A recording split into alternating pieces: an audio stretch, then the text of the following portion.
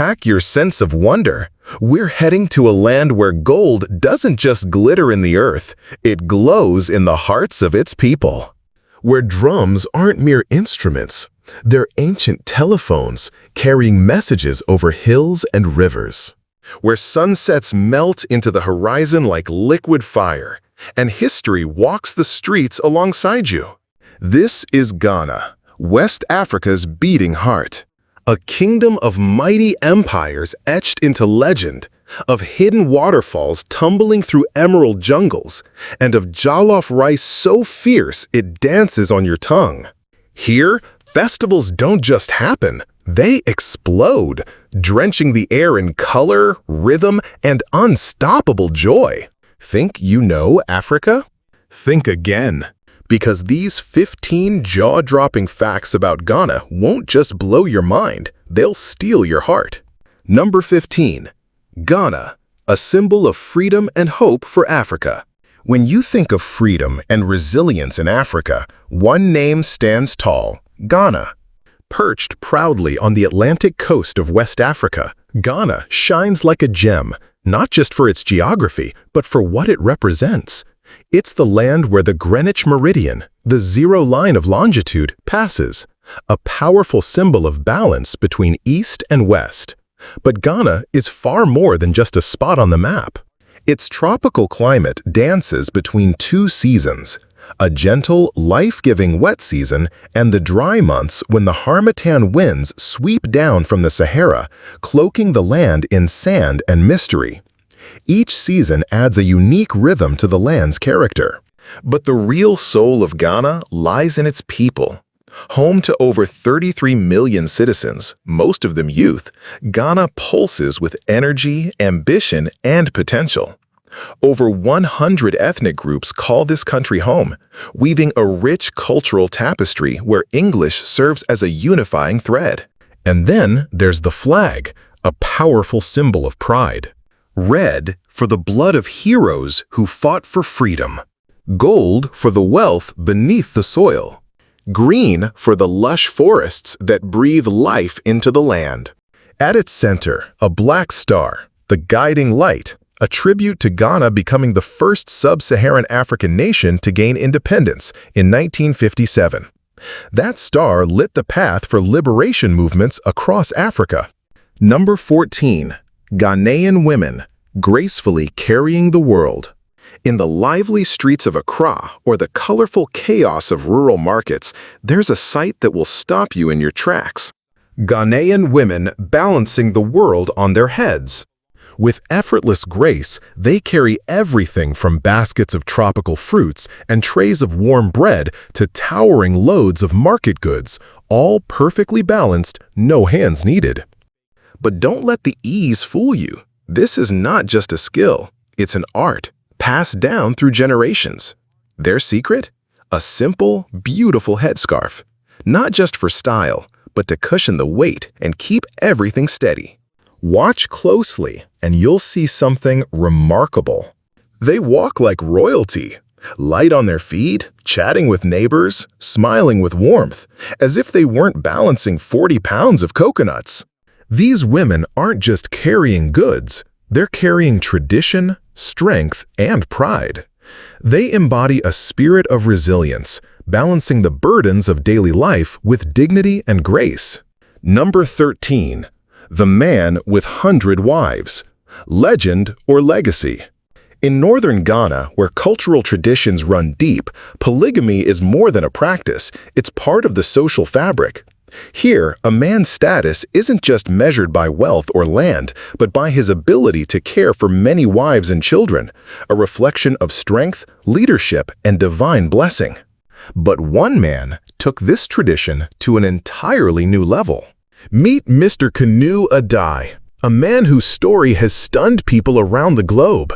It's said he married over 100 wives and fathered hundreds of children, creating a living legend woven from tradition, faith, and sheer willpower. Each wife wasn't just a spouse, but a pillar in what became a vast, organized family kingdom.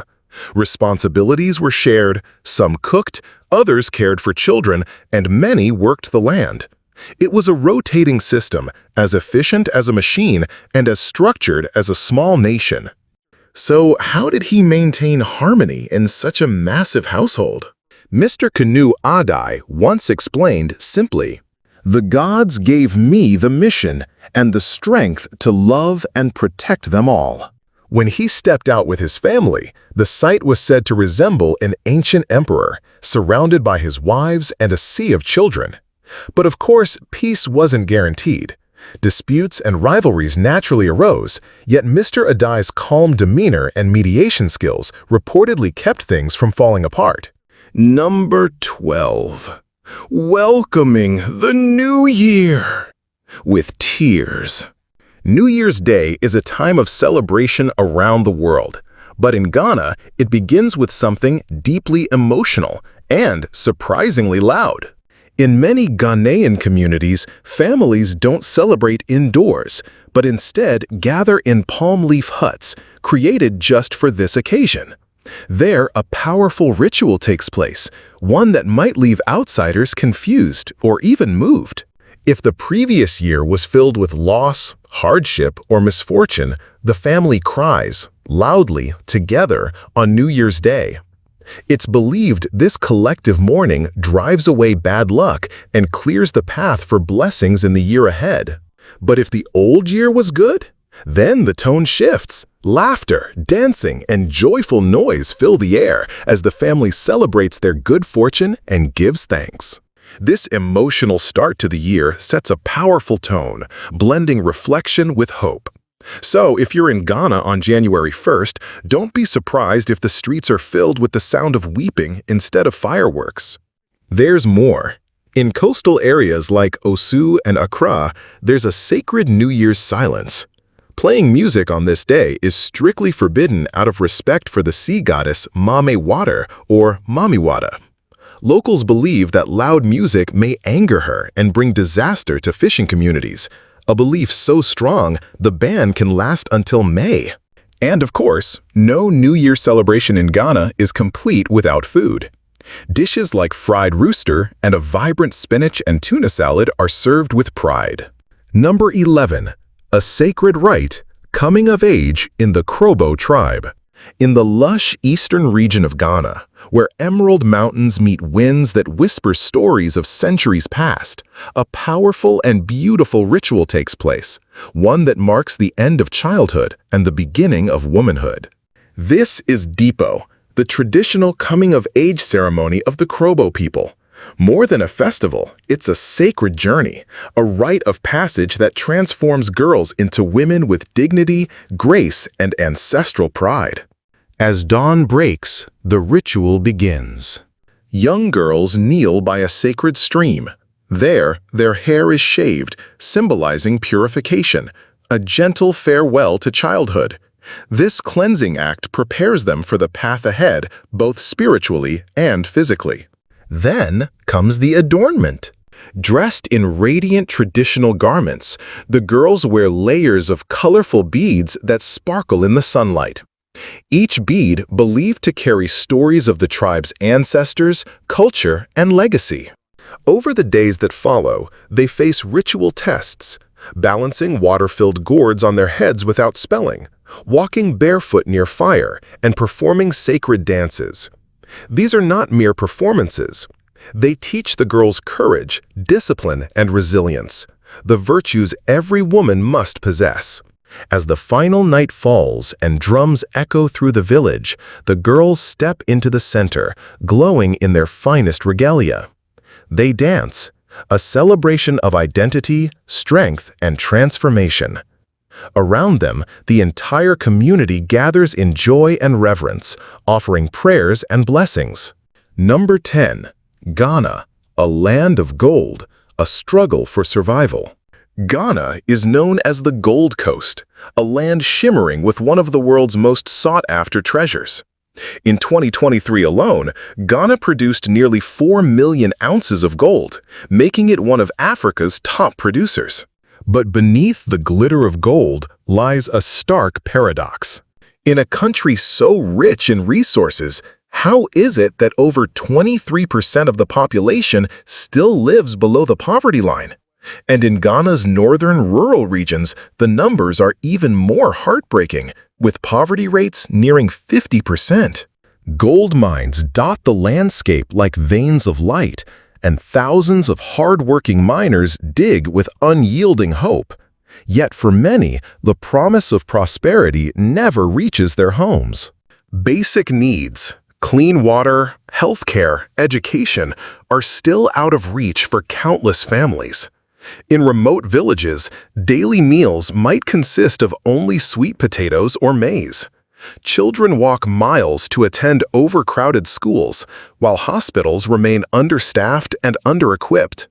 Even with a national literacy rate of around 79%, the gap between urban and rural areas and between men and women is sharp and troubling. In the poorest regions, girls' education often suffers first, sacrificed to chores, early marriage, or economic pressure. Number 9. The real cost of living in Ghana. Living in Ghana might seem affordable at first glance, but if you plan to settle in Accra, the capital city, prepare for a surprise. Accra is one of the most expensive cities in Africa, with a cost of living that rivals some Western cities. Rent alone can take a big chunk out of your budget. A modest one-bedroom apartment in the city center can cost you around $900 per month, while a more spacious three-bedroom apartment might shoot up to $2,300. Looking for more affordability? You'll find it in the suburbs, where a one-bedroom unit can go for around $500 or even less. But if you move beyond Accra, into smaller towns or rural areas, the difference is dramatic. There, basic accommodations may cost as little as $50 to $100 per month. When it comes to food, local restaurants are relatively affordable, offering meals for about $5. But a three-course dinner for two at a mid-range spot could cost around $50. Grocery prices are mixed. Milk is around $2 a liter, bread $1.50 a loaf, and chicken about $7 per kilogram. Families can save by shopping at open-air local markets instead of supermarkets. Transportation is one of the brighter spots. Public transport, especially the popular Tro-Tro minibuses, is cheap, with a one-way ride costing just 50 cents and monthly passes around $30. Taxis are more costly, averaging $1 per kilometer, and services like Bolt or Uber are widely available, with typical rides ranging from $2 to $6. Utilities? A small apartment's monthly bills, including electricity, water, and garbage collection, usually fall between $50 to $100. Add it all up, and a single person living modestly in Accra's downtown might spend around $1,650 per month, covering essentials like rent, food, and transport. Number 8. Ghana's cultural kaleidoscope. Ghana is a cultural treasure chest, home to more than 100 ethnic groups, each adding its own customs, languages, and traditions to the vibrant national identity. From music to dance, sculpture to storytelling, Ghana pulses with artistic life. Its music is as diverse as its people. Genres like highlife and hiplife, a fusion of highlife and hip-hop, blend traditional beats with modern rhythms. You'll also hear gospel, reggae, and Afrobeat, all played on rich arrays of drums and percussion instruments. But it's the dance that truly electrifies.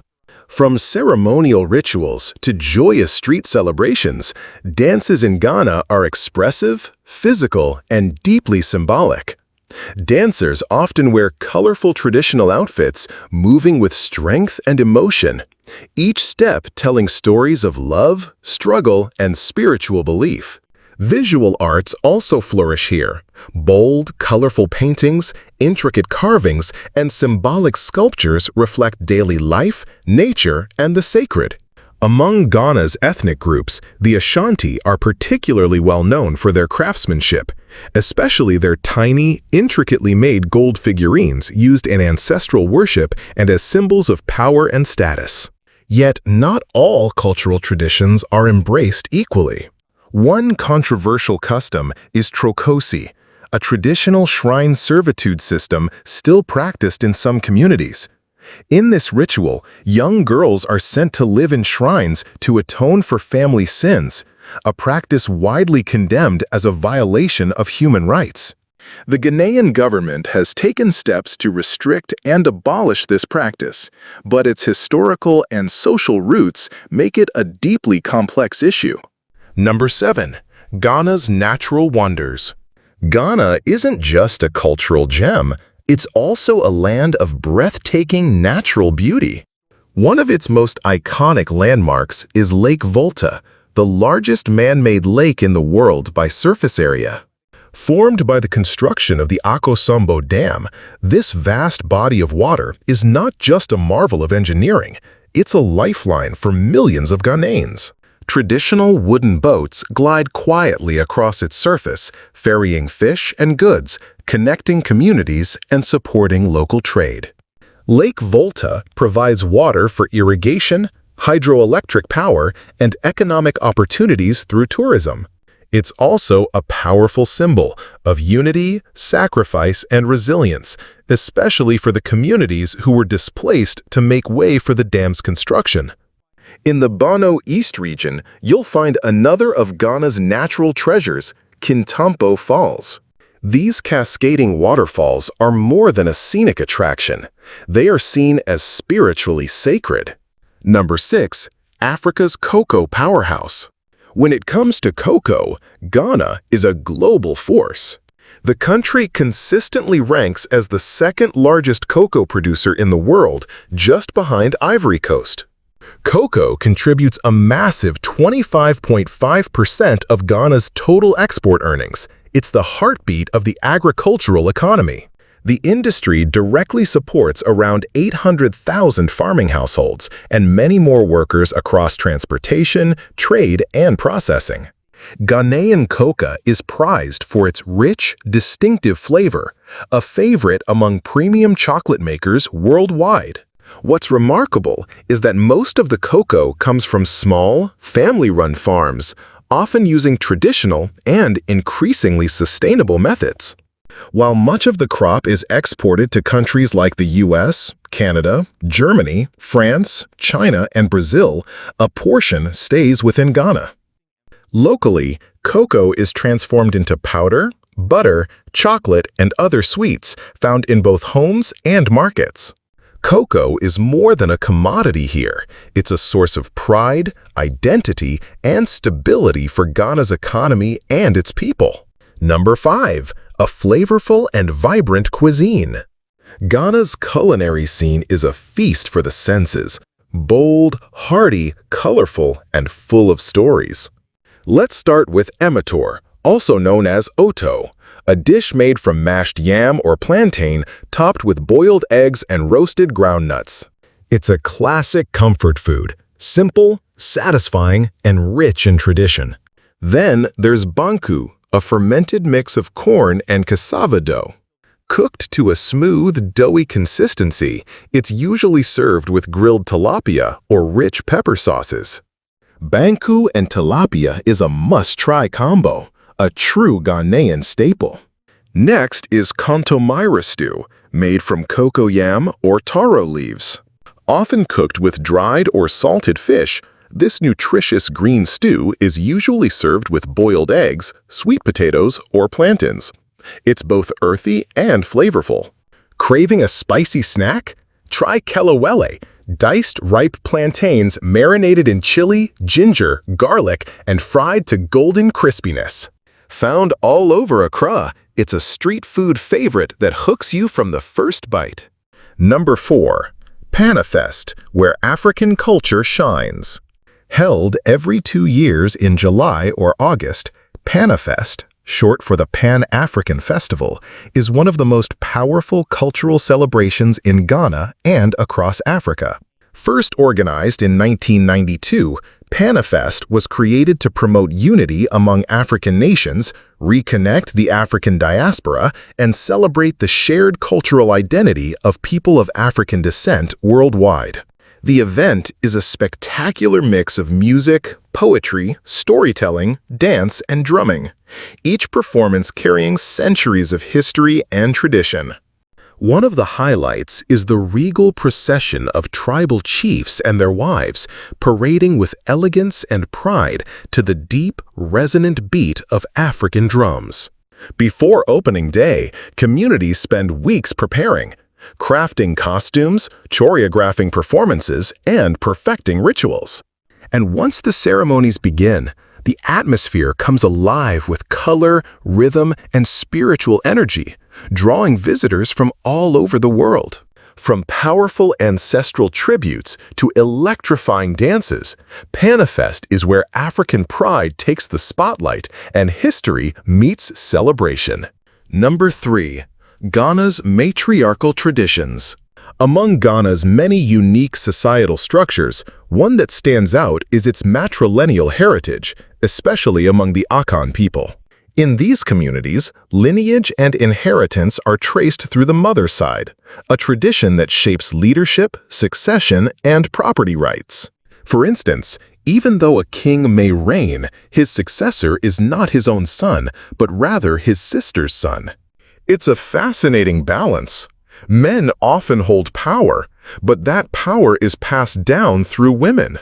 This cultural structure reflects Ghana's deep respect for maternal lineage, emphasizing that a family's future is anchored in its women. Number 2. A nation of many languages. Ghana is a country rich in linguistic diversity. Two of the most widely spoken local languages are Twi, predominantly used by the Ashanti people in the central and southern regions, and Dagbani, spoken in the north. These languages, passed down orally through generations, are deeply rooted in Ghana's history, storytelling, and social traditions. Today, English serves as the official language, a legacy of colonial history, and functions as a bridge between Ghana's many ethnic groups. It's used widely in education, government, and business, with roughly half the population able to communicate in it. Interestingly, while Ghana is surrounded by French-speaking neighbors like Côte d'Ivoire, Togo, and Burkina Faso, none of its bordering countries use English as a primary language. This gives Ghana a unique linguistic identity within West Africa. Number 1. Naming traditions based on day of birth. One of the most beautiful and meaningful traditions in Ghana, especially among the Akan people, is naming children based on the day of the week they were born. These names are more than labels. They are believed to reflect a child's personality, spiritual energy, and life path. For example, a boy born on Friday may be named Kofi, and a girl born on the same day, Afua. Saturday births might yield names like Kwame for boys or Ama for girls, symbolizing strength and reliability. And Sunday-born children might be called Kwasi or Akosua, names that convey charm and adaptability. These names connect people to their roots and ancestors, and they carry social and spiritual significance.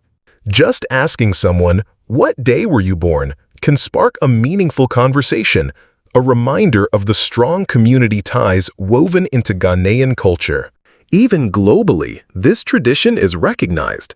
Just think of Kofi Annan, the former UN Secretary General, whose name told a story of his origins before he even spoke a word. So there you have it, 15 fascinating facts about Ghana, a country rich in culture, history, and heart. From sacred waterfalls to cocoa farms, from traditional stews to spiritual naming customs, Ghana's identity is as vibrant as it is inspiring. If you enjoyed the journey, don't forget to like, share, and follow for more videos just like this one. And remember, this video is for reference only. Please do your own research before making any travel or cultural decisions. Thanks for watching, and see you in the next one.